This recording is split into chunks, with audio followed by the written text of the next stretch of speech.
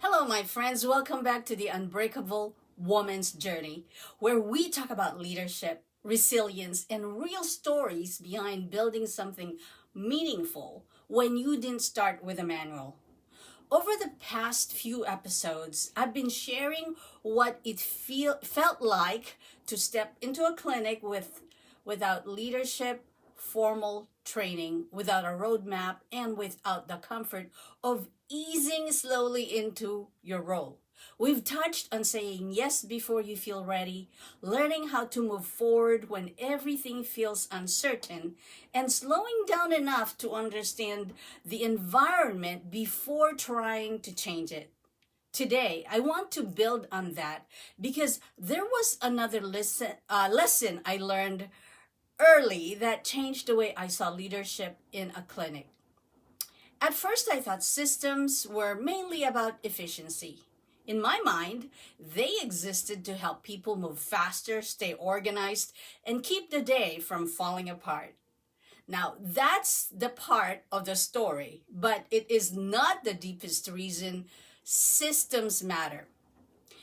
What I eventually learned is much more personal than that. Systems protect people.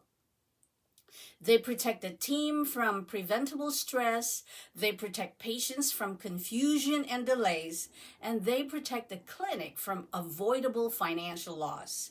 And they keep leaders from carrying operational chaos in their bodies all day long. That lesson did not come from a course or a consultant. It came from a mess.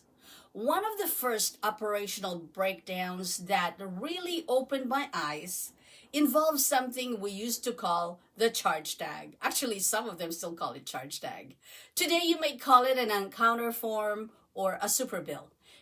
That paper followed the patient in their visit and told the billing what services had been provided so the charges can be entered correctly. On paper, it looked simple enough. In real life, it was not. The form itself was incomplete. Some of the information we needed was missing, and the handoff process was far too fragile for the pace of a busy clinic day. After the visit, that form was supposed to follow the patient all the way to the checkout and then give the paper to the receptionist so billing could do their part. What actually happened was a lot less reliable. Patients sometimes walked out of the clinic with the form still in their hand, which meant care had already been provided, but there was no clean way to enter the charges afterward. And it left the provider wondering, did we do x-ray? Did we do lab? Did we do injection? Now, if that happened once, it was frustrating. If it happened repeatedly, it became a real threat to the workflow and the financial health of the clinic. That experience taught me something I did not understand at the beginning. When a process is weak or missing, the damage does not stay confined into a paper.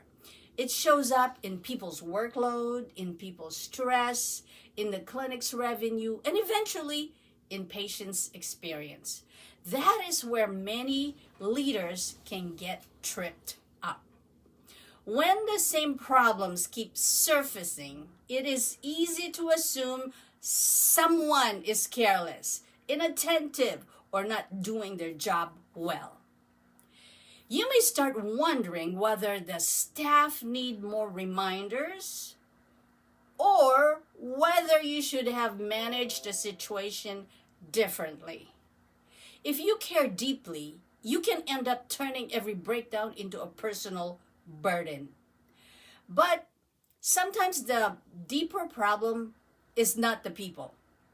Sometimes the process was never strong enough to support the people who are depending on it. That realization changes the whole conversation. Once you see that clearly, you stop looking at every recurring issue as proof that someone failed. Instead, you begin asking whether the workflow itself is too weak for the pressure being placed on top of it. That charge tag problem was only one example. The same pattern could be showing up in other parts of the clinic.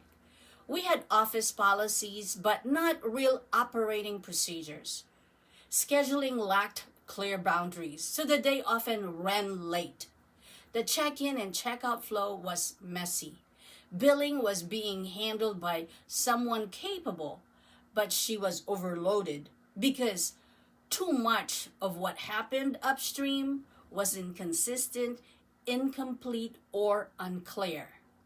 The whole operation felt like it was being held together by effort, memory, and goodwill. And while those things matter, they do not create stability on their own. Effort is not a workflow. Memory is not a handoff system. Goodwill is not the same thing as structure. That was the shift I had to make as a leader. If the clinic was going to function well, asking people to work harder was not going to solve the core problem. What we needed was support around the work itself. That is one of the deepest changes a compassionate leader has to make. Now, a lot of people-centered leaders resist system at first because structure can feel cold or rigid. It can sound impersonal, almost like it competes with care instead of serving it, you know? But in healthcare, without structures, puts too much pressure on the people trying to deliver it. Kindness still matters. Communication still matters. And team culture still matters. None of that goes away. What changes is your understanding of what structure actually does. A strong system does not replace care. It supports it. It removes guesswork from the receptionist's day, gives billing the information it needs without having to go hunting for it. It helps providers move through the clinic with cleaner handoffs and makes the patient experience flow easily. The financial side of the clinic becomes more stable too, and leadership spends less time reacting to preventable breakdowns. That is not heartless leadership. That is protective leadership. And I think this is one of the reasons so many accidental clinic managers feel exhausted so quickly. Yes, your role is demanding, but a lot of the exhaustion comes from recurring confusion, weak workflow, and stress that keeps repeating because nothing underneath it has been strengthened yet. If you cannot see that clearly, you end up blaming yourself or your team for carrying something the system should have been helping with all along. That was the bigger lesson hidden inside the charge tag issue. On the surface, it looked like a small problem, one missing form, one broken handoff, one piece of paper slipping through the cracks. But underneath that, the process was exposing something much larger. It was too fragile for the pace and complexity of the clinic. Once I saw that, I stopped focusing only on reminders. The real work was building a workflow that could protect the handoff so the right thing became easier to do consistently. That is what good systems do. They create support where chaos used to live. They reduce the number of things people have to keep in their heads and think they can remember it at the end of the day. They make the work more reliable without demanding superhuman effort from the team. And that really matters because the goal was never simply to make the clinic look organized. The goal was always bigger than that. The mission was and still is delivering exceptional patient care. Now that means the care cannot depend only on one excellent provider or one heroic employee holding everything together. The whole structure around the patient has to support that mission, from scheduling to check-in, from documentation to billing, from communication to follow through. A clinic becomes strong when the system around the care is strong enough to support the care consistently.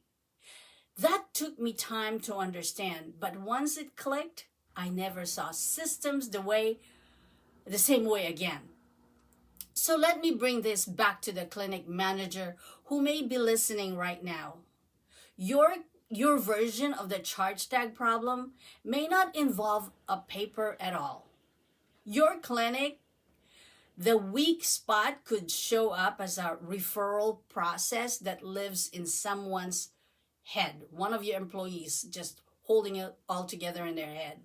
Or maybe it's a prior authorization, that step that no one owns and no one can clearly follow. A patient message without getting bounced between departments. Or a scheduling pattern that guarantees the day runs behind. Or it could be a workflow that only functions because one very stressed employee keeps compensating for the mess.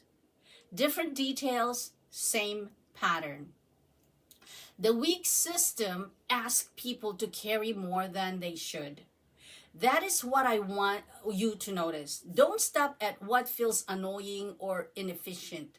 Look for the places where the process is failing to protect the people inside it. That is where your leadership attention belongs.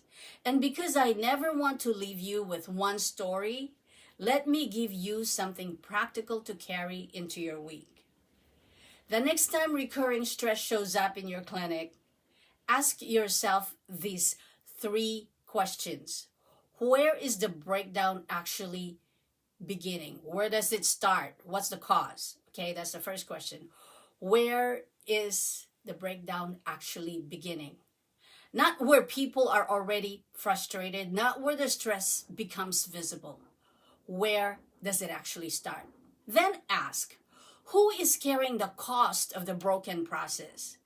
Is it the front desk, the billing, the providers, the patient, the lab, all of the above? And finally, what simple structure would make this easier to do right every time? What simple structure would make this easier to do right every time? Not perfect, not fancy, not complicated, just easier to do right. That line of thinking will help you build systems that support people instead of draining them.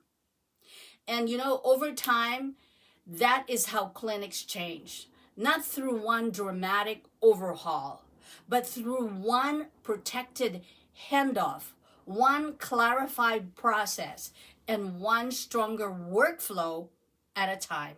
So if leadership has been feeling heavy lately, stop assuming the answer is to push harder. Ask a better question. What in the clinic is still relying on memory or luck or sheer force of effort? When what people really need is a system. That question can change how you lead. And you know what? Over time, it can change the culture of the whole clinic, because strong systems are not the opposite of care. They are one of the ways you care is protected. They are one of the ways care is protected. Oh my gosh. Well, anyway, until next time, my friends, stand and deliver on structure. Aloha!